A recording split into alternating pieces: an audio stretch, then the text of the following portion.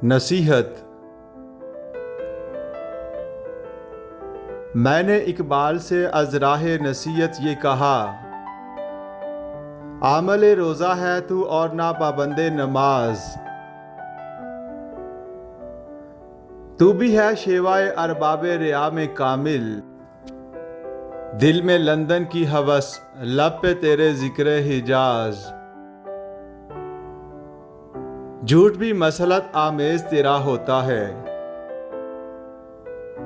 तेरा अंदाज़े तमल्लक भी सरापा एजाज।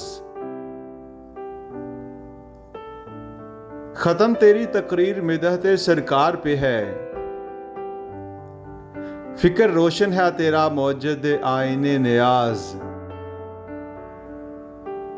दर अहकाम भी है तुझको मुकामे महमूद, पॉलिसी भी तेरी पाजीदा तर अज जुल्फ है अय्याज। और लोगों की तरह तू भी छुपा सकता है, पर्दा खिदमत दी में हवस जाह का राज। नजर आ जाता है मस्जिद में भी तू ईद के दिन, असरे वाज से होती है तबीयत भी गुदाज। दस्ते परवरद तेरे मुल्क के अखबार भी हैं, छेड़ना फर्ज है जिन पर तेरी तशहीर का साज। इस पे तुर्रा है कि तू शेर भी कह सकता है, तेरी मीनाए सुखन में है शराबे शिराज।